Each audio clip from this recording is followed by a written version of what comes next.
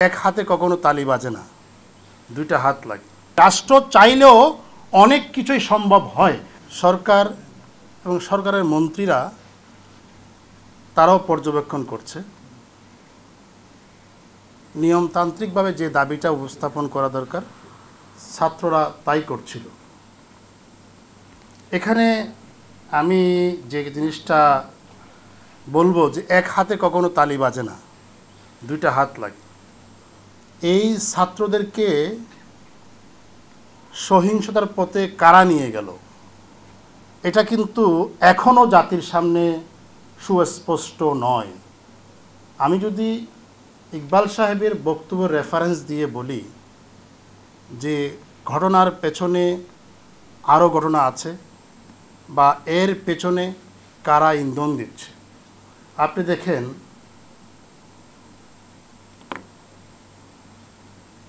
এই কোটা আন্দোলনের একটা প্রক্রিয়া এবং দেখা গেছে যে তাদের উপর ভর করে, আমরা প্রথমে যেটা ধারণা করছিলাম তাদের উপর ভর করে অন্য কোনো উদ্দেশ্য হাসিলের একটা প্রক্রিয়া হয়তো চলছিল। আজকের দিনে এসে আমরা তাই উপলব্ধি করলাম। মাননীয় প্রধানমন্ত্রী উনি যখন সংলাপের আহ্বান করলেন এবং সরাসরি উনি রাষ্ট্রের নির্বাহী হিসাবে উনি আজকের দিনে কিন্তু 4টা দাবি উনি পূরণ করেছেন। রাষ্ট্রের নির্বাহী হিসাবে সমস্ত আটক শিক্ষার্থীদেরকে মুক্তি দেওয়ার জন্য বললেন, সংলাপের আহ্বান করলেন এবং শিক্ষকদের দাবিটাও পূরণ করলেন।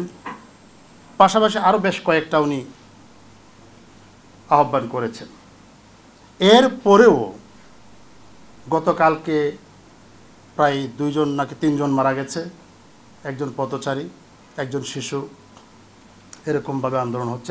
আজকেও রাস্তাঘাটে থমথমে অবস্থা।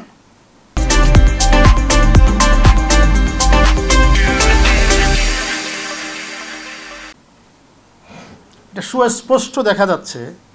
আমরা যখন কালকে মিডিয়ার মাধ্যমে দেখলাম যারা কথা বলছেন, যারা সামনে আসছেন,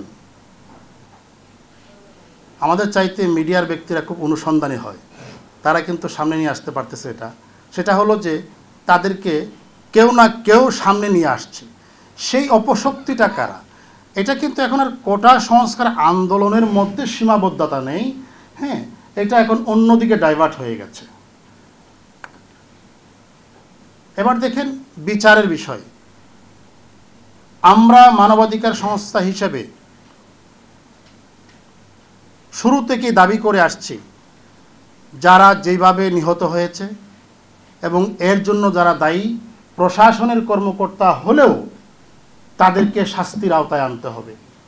কারণ অতি উৎসাহী প্রশাসনের কর্মকর্তারা, তারা অনেকেই, একটা আপনারা দৃশ্য লক্ষ্য করেছেন কিনা, একটা ছাত্র সে পালাচ্ছিল, একটা 5-এর ভেতরে ঢুকে গেছে, তাকে সেখানে কেন গুলি করতে হবে? এই ভিডিও ফুটেজগুলি দেখে এই অতি উৎসাহী প্রশাসনের কর্মকর্তাদের চিহ্নিত করতে হবে, তার ইতিবৃত্ত কি, তার ইতিহাসটা কি। সে একজন ছাত্র যখন সে আত্মরক্ষা করার জন্য এক জায়গায় আশ্রয় নিছে, সেখানে আপনি কেন গুলি করবেন? এই বিচারগুলো আমরা দাবি করে আসছি। আবার এই বিচারও দাবি করছি যারা রাষ্ট্রের সম্পদগুলিকে ধ্বংস করছে,